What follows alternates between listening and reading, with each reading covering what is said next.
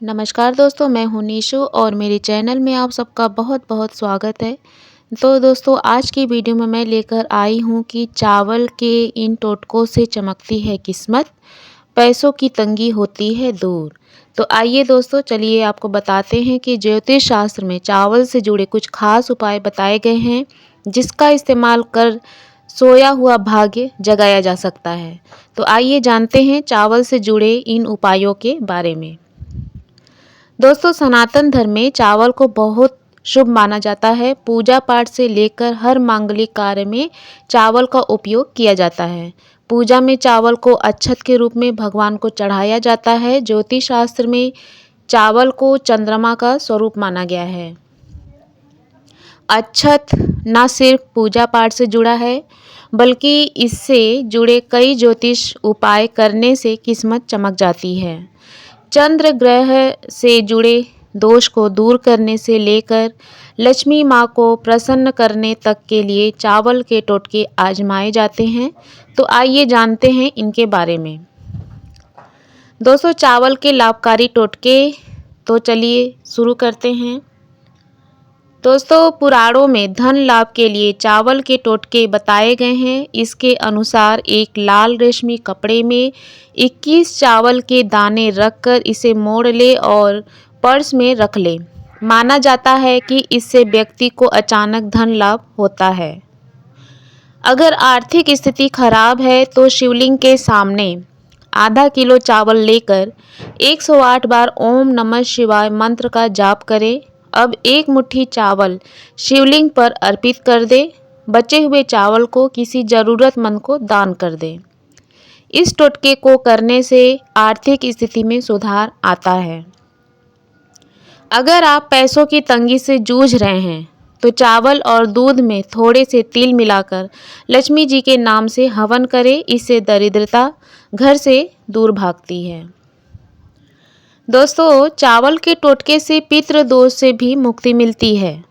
अमावस्या के दिन चावल की खीर में थोड़ी सी रोटी तोड़कर डाल दें और इसे कौवों को खिलाएं।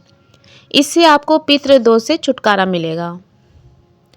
अगर चंद्र दोष से परेशान हैं तो पूर्णिमा के दिन चावल की खीर बनाएं और चंद्रदेव को इसका भोग लगाएं। ऐसा करने से चंद्रदेव प्रसन्न होंगे और धन समेत कई लाभ मिलेंगे।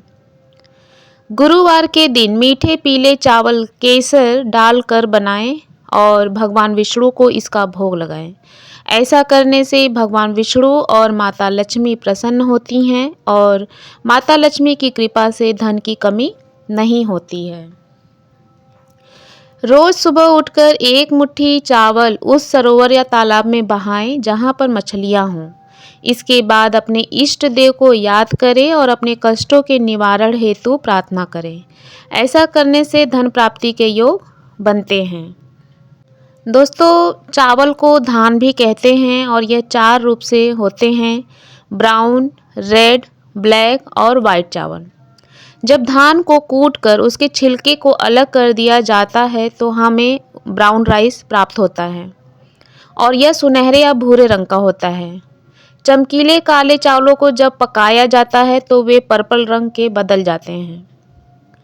हिंदू धर्म में चावल का बहुत बड़ा महत्व है दोस्तों, और इसी वजह से हर तरह की पूजा में चावल का प्रयोग किया जाता है।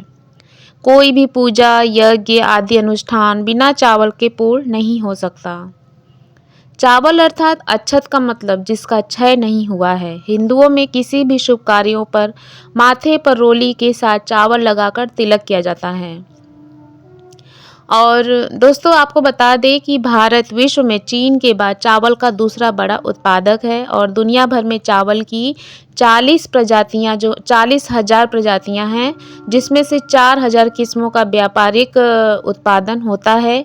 और जैसे कि उत्तर भारत में गेहूं का उपयोग अधिक होता है, उसी तरह से दक्षिण भारत में चावल प्रतिदिन के भोजन में शामिल है।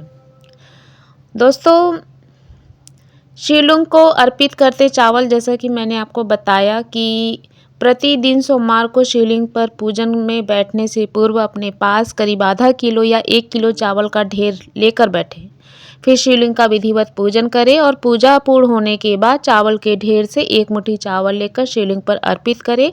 उसके बाद बचे हुए चावल को मंदिर में या किसी गरीब को दान कर दे। ऐसा हर सोमवार को करेंगे तो आप कम से कम 5 सोमवार तो करना है और इससे आपके धन संबंधी जो भी समस्याएं हैं वो दूर हो जाएंगी।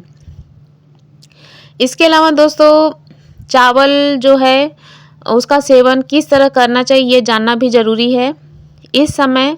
और इसका उपाय जो है दोस्तों धन और अच्छी सेहत की प्राप्ति से होता है। यदि आप चावल का इस्तेमाल प्रतिदिन के भोजन में कर रहे हैं तो ध्यान रखिए कि चावल कभी भी सूर्यास्त के बाद ना खाएं। रात के भोजन में चावल दही जैसी चीज़ों से बचना चाहिए। कहते हैं ऐसे में लक्ष्मी जी का अपमान होता है। चावल को भोजन की थाली में दाहिने ओर रखना चाहिए। चावल को थाली में कभी जूठा नहीं छोड़ना चाहिए। और इसके अलावा दोस्तों साबुत उड़द की काली दाल के 38 और चावल के 40 दाने मिलाकर किसी गड्ढे में दबा दें और ऊपर से नींबू निचोड़ दें। नींबू निचोड़ते समय शत्रु का नाम लेते रहें, उसका शमन होगा और वह आपके विरुद्ध कोई कदम नहीं उठाएगा। चावल को तिल और दूध के साथ मिलाकर उससे माता का हवन करने से श्री प्राप्ति होती है और दरिद्रता दूर भागती है। यह हवन किसी भी शुभ मुहूर्त में करें और विधि पूर्वक करें। और दोस्तों किसी भी माह की शुक्ल पक्ष की चतुर्थी से चांदी की छोटी कटोरी में गाय का दूध लेकर उसमें शक्कर एवं उबले हुए चावल मिलाकर चंद्रोदय के समय चंद्रमा को तुलसी की पत्ती डालकर यह नैवेद्य बताएं और प्रदक्षिणा करें। इस प्रकार यह नियम 45 दिनों तक करें और 45 दिन पूर्ण होने पर एक कन्या को भोजन करवाकर वस्त्र और मेहंदी दान करें। ऐसा करने से सुयोग वर की प्राप्ति होगी और शीघ्र मांगलिक कार्य संपन्न होगा। तो दोस्तों आज के लिए इतना ही और मिलते हैं अपने एक नए वीडियो के साथ ऐसे ही एक जानकारी के साथ। तब तक के लिए मेरे साथ मिलकर बोलिए जय श्री कृष्णा, राधे राधे।